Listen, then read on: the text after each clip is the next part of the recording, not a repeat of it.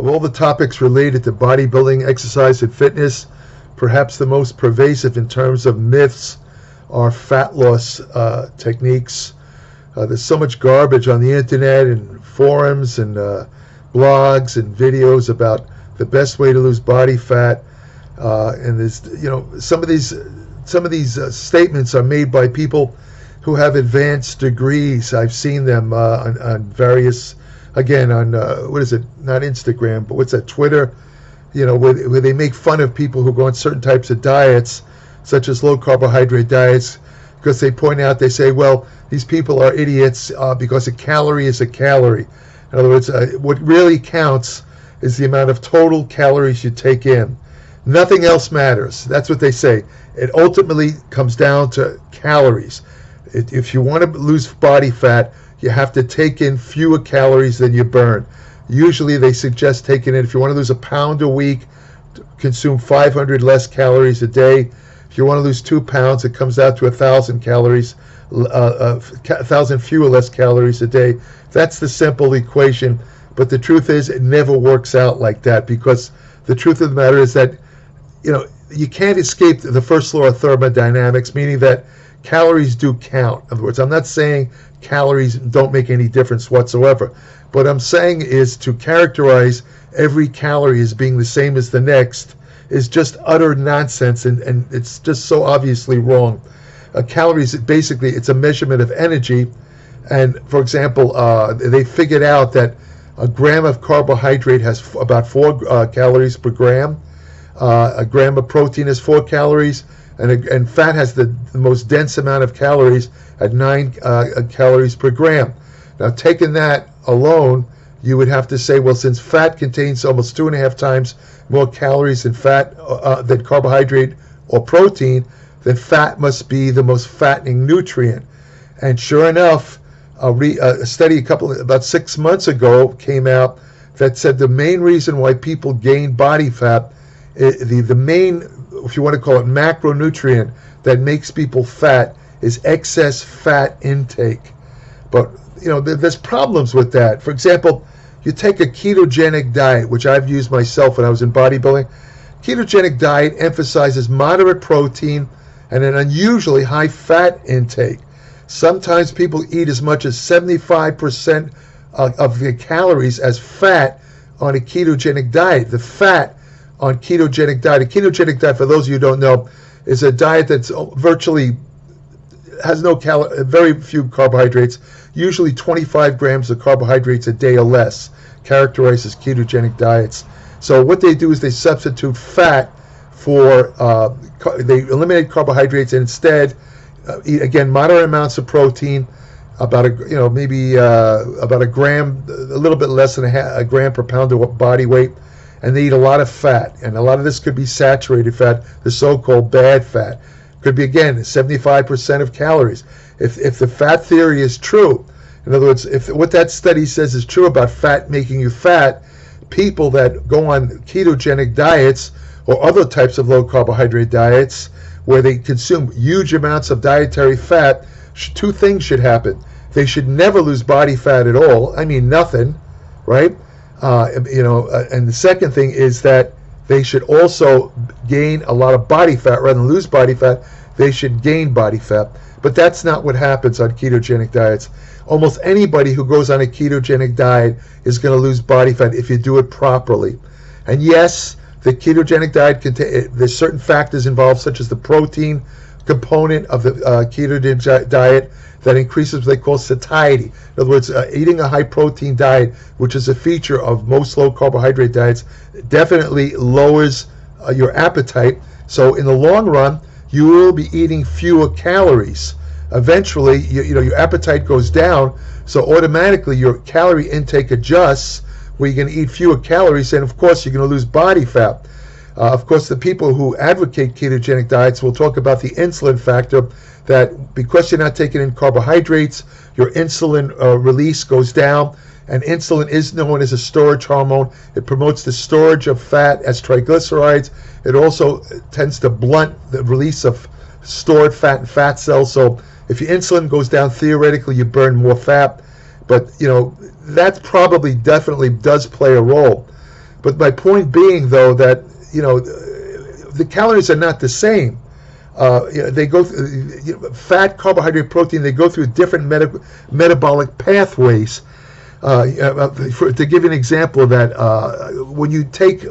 for example, if you lower carbs and you replace it with protein, you get a boost in your metabolic rate, and that leads to also a reduction of appetite, as I said, a reduction of cravings for carbohydrate, and also it regulates the function of certain what they call gut hormones, insulin, secretagogues, and whatsoever. So when you emphasize protein calories on a diet, you increase certain satiety hormones. Like I said, for example, glucagon-like peptide 1. That also, when it's secreted on a high-protein diet, it tends to lower your appetite, so you eat less. There's another one called cholecystokinin that's also secreted. That also, it's a gut hormone when you're on a high-protein diet, and also it's stimulated by fat intake. That definitely lowers your appetite where you don't want to eat a lot of food. At the same time, when you emphasize protein on a diet, you're also lowering appetite-stimulating hormones in the gut. So for example, ghrelin. Ghrelin is a protein gut hormone that is the most appetite-stimulating hormone in the body. Ghrelin goes up in between meals, and when you eat a meal, ghrelin drops down to nothing. It gradually rises between meals, and as it rises, you get hungrier and hungrier. This is basically nature's way of forcing you to eat so you don't starve to death. But when you go on a high-protein diet, you tend to lower ghrelin levels, so you're not as hungry. And also, another feature of a high-protein diet, another reason why calories aren't the same, is the thermic effect of food. In other words, this is what's known in science as diet-induced thermogenesis, meaning that nutrients actually burn calories just to be metabolized. In other words, it's a thermogenic effect. The process of digesting, for example, protein, fat, and carbohydrate requires a certain amount of calories just to basically digest them and absorb them. Now, the type of food or the macronutrient with the greatest degree of thermogenesis is protein. Protein increases the thermogenic effect of food by 15 to 30%. That means that 15 to 30% of protein calories are used just to metabolize and absorb the protein. Now compare that with carbohydrates, which only produces 5 to 10% a thermogenic effect, and fat has a 0 to 3%. So fat requires the least amount of calories to be metabolized, which is one of the reasons why a lot of these scientists say that fat is the most fattening nutrient. But again, it depends on the rest of your diet. For example, if you restrict carbs tremendously, like on a very low carbohydrate diet or a ketogenic diet, your body still requires energy. It's going to take the fat that you consume and it's going to burn it. So it's not going to become fat. It's going to be burned, especially if you exercise. So to say that all calories are equal is kind of a stretch. It's not really true. It's to just tell people a blanket statement. If you want to lose body fat, reduce calories. That's all there is to it. That's bullshit. That's nonsense for the reasons I just explained. Another myth is that when you go on, for example, when you reduce calories, the weight loss is linear. In other words, if you reduce, like I said earlier, consume 500 fewer calories a day, you lose a pound a week. 1,000 calories less a day, 2 pounds. Unfortunately, it's not that linear. In other words, there are some times where you'll be losing weight pretty rapidly. Other times, the weight loss will not proceed as usual. In other words, it seems like the weight loss stops, and there's reasons for that. One common reason is what they call a dieting plateau. After about this particularly happens on a reduced calorie diet to the point where you're getting really low calories. Let's say men, it would be like under 1,200 calories, women under 1,000 calories.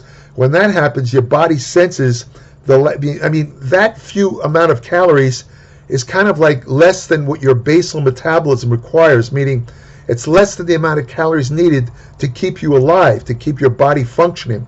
So when that happens, your body or your brain interprets that as a starvation state, and it instigates emergency procedures to prevent you from kind of cannibalizing your own body tissues, such as muscle. One way it does this is by taking your active thyroid hormone, which is called T3, and converting it to a kind of more or less inactive form called reverse T3, which has the effect of lowering the metabolism. So, and that's done again to protect you from more or less burning up your own tissues. So when that happens, unfortunately, you hit a dieting plateau where the weight loss stops. Now, what happens is the cure for it is to just raise your calories a bit. For example, you can go off the diet 1 or 2 days a week, eat more calories, more carbohydrates on those days. Boom, you'll get out of the dieting plateau. Or you could take, if you want to go the drug route, you could take small amounts of thyroid hormone. It'll bypass the reverse T3 effect. Boom, there's the end of the dieting plateau. So that happens. Another reason why the weight loss seems to stop, especially in women, is that you get this kind of temporary water retention effect that could be reflected on the scales if you check your weight regularly, where it looks like your weight loss has stopped, when in fact it's just a little bit of retained water in the body, which will eventually be excreted. So the notion that just cutting your calories by a certain amount each day will lead to a straight line weight loss is just also a myth. It's just not true. It just doesn't happen. And another myth is that certain supplements, well, this is kind of conditional.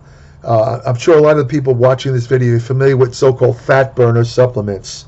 And the truth of the matter is, I've investigated most of these supplements, and I'm not going to say they don't do anything. But with the big myth about them is that ingesting these so-called fat burners will directly oxidize or burn fat. None of them do that.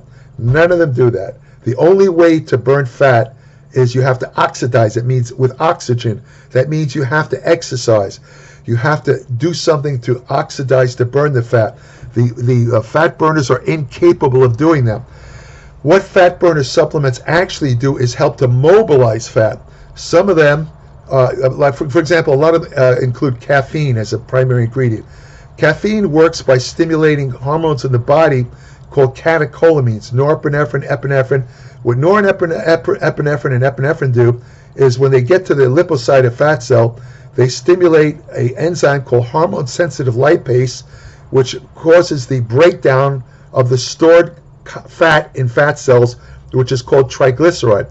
Hormone-sensitive lipase degrades triglyceride into its component, which is 3 fatty acids attached to a glycerol backbone.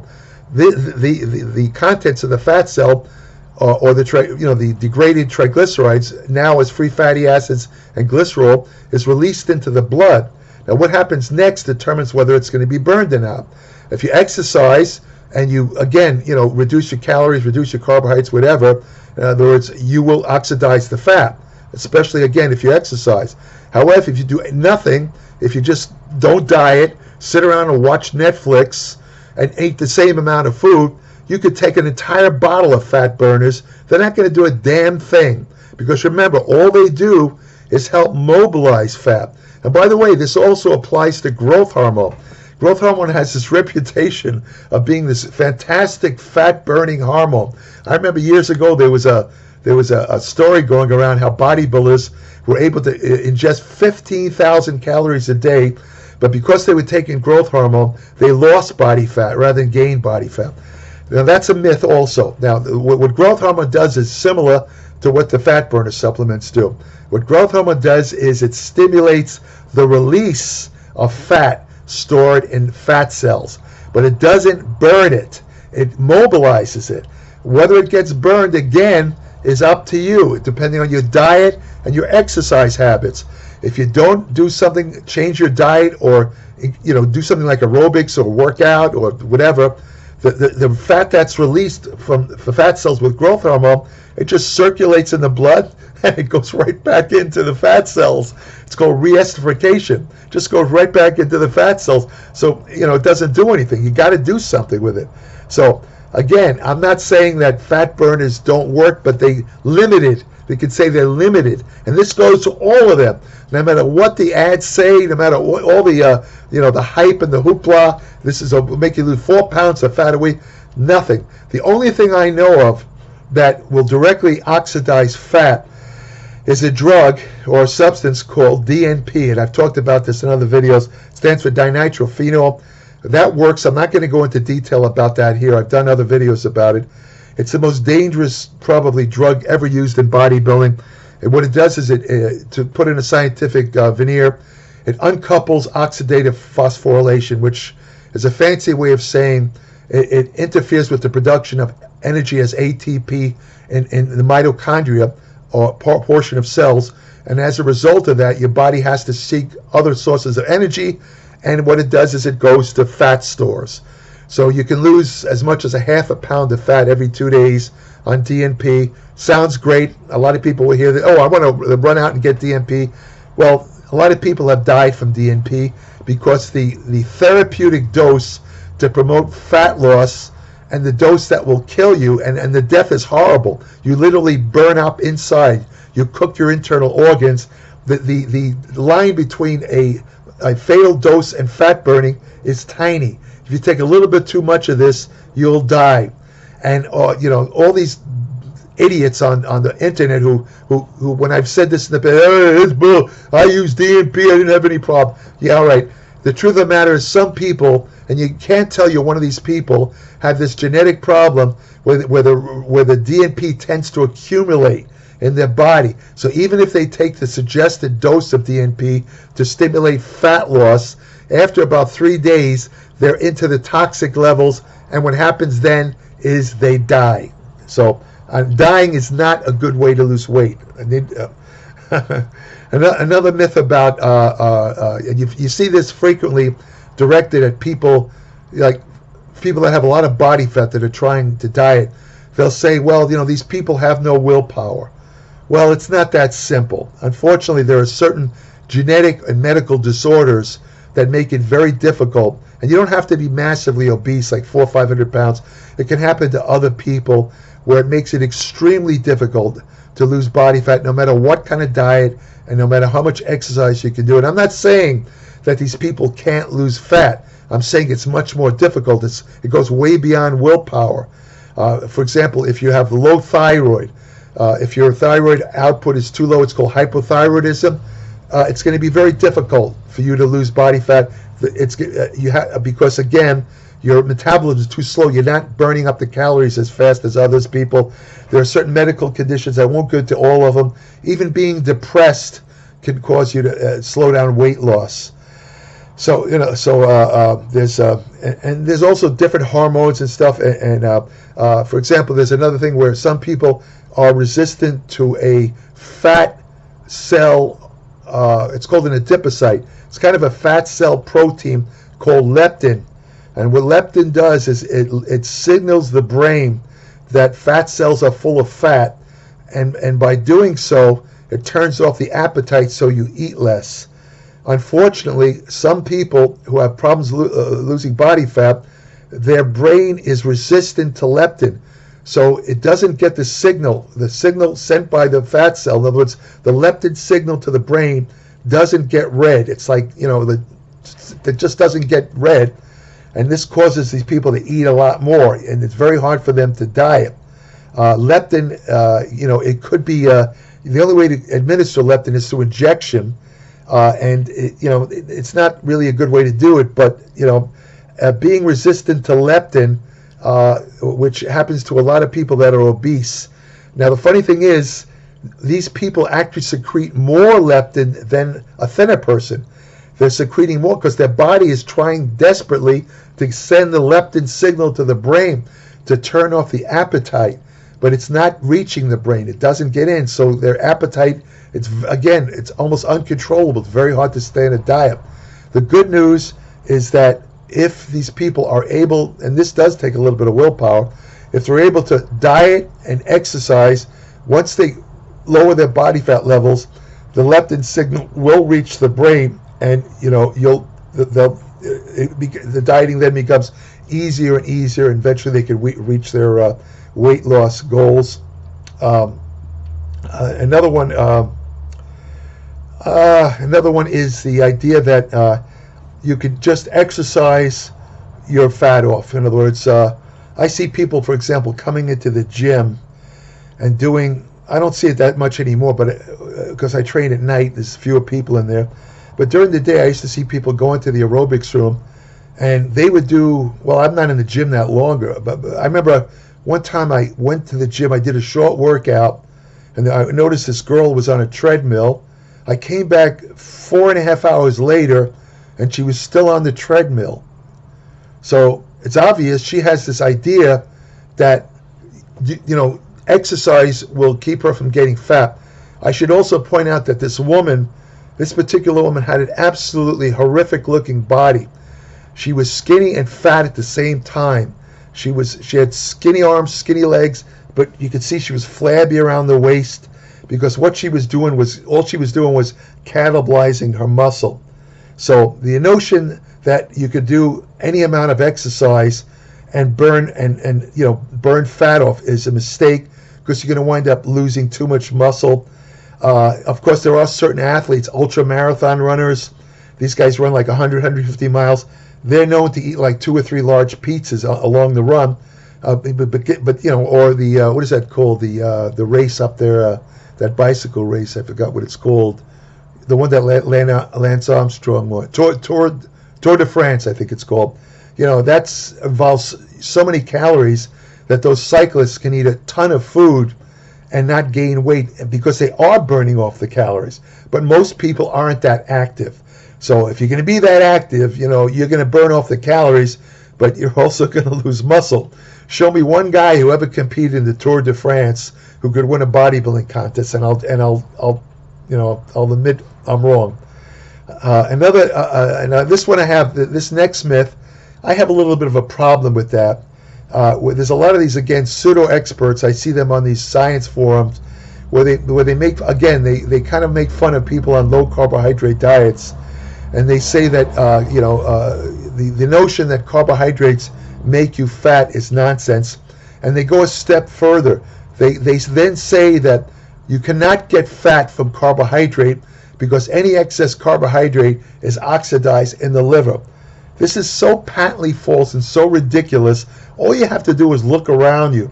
Most people get fat from not eating protein, or not even from fat. They get fat from eating an excess of refined sugars and carbohydrates and excess fat. They get fat from a combination of excess carbohydrates and excess fat. The notion that carbohydrates doesn't make you fat is just BS. And secondary to that, the notion that going on a low carbohydrate diet or ketogenic diet will not cause you to lose fat is also just absolutely so stupid, so nonsensical. So I mean, when I see a researcher say this, I don't care how many degrees they have, I never want to read anything they write again. I completely lose respect for these guys. How do I know?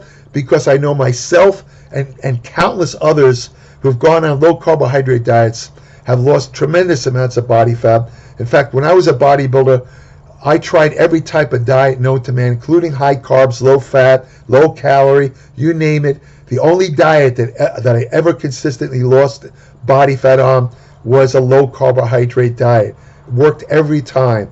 And if I kept the protein up, I lost very little muscle, and I wasn't using any steroids.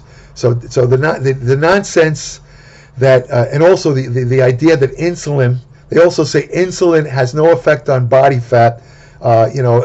People that have a lot of body fat have normal insulin levels. That's also BS. Most of these people, because of the enlarged fat cells they have, their fat cells, they tend to be what they call, and the muscle, they tend to be insulin resistant. As a consequence, when they eat a meal, they secrete an excess amount of insulin. I'm talking high body fat people, and that excess insulin, remember what I said earlier, insulin's a storage hormone.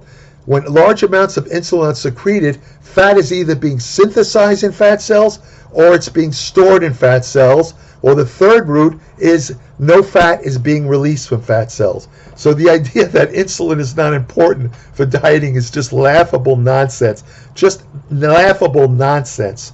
Another one that and this relates to what I said earlier, is the idea that fat makes you fat. Again, I already kind of went into that.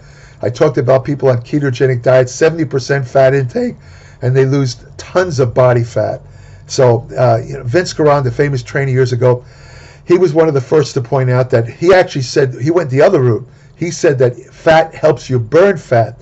And I wrote an article in my Applied Metabolics newsletter explaining, I'm not going to get into it in this video because it's complex, but there are certain ways that fat actually promotes the use of body fat as fuel. So the notion that fat makes you fat is just complete BS. Yes, fat does have the densest amount of calories at 9 per gram. But I should point out that there was a famous study that happened many years ago. I mentioned it in other videos, where they had two groups of people. One group, both groups ate the same number of calories. I'm talking the exact same number of calories, except one group ate a 90% protein diet. Ready? That's a lot of protein. The other group ate a 90% carbohydrate diet. But both groups had the same amount of calories. What happened was the group that ate the 90% protein diet lost significant amounts of body fat. The group that ate 90% carbohydrates gained significant amounts of body fat. Now, if a calorie is a calorie, that wouldn't have happened.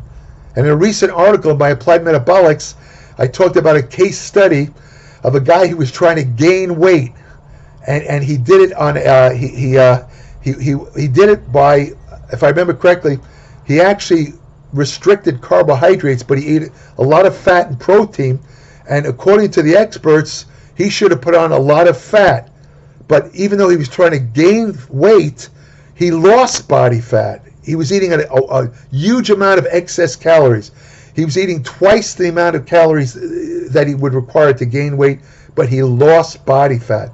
The article's in my Applied Metabolics if you want to know the details.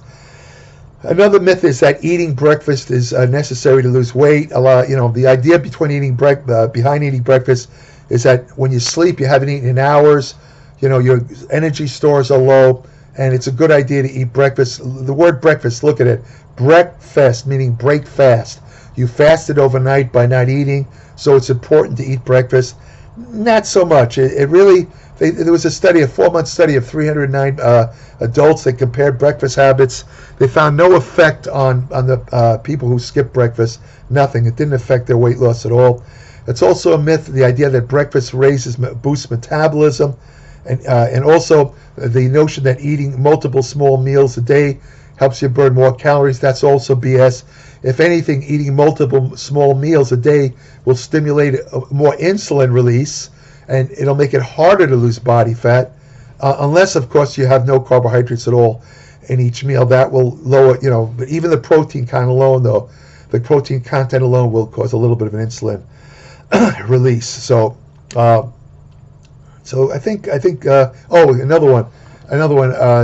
They have something called metabolically healthy obese.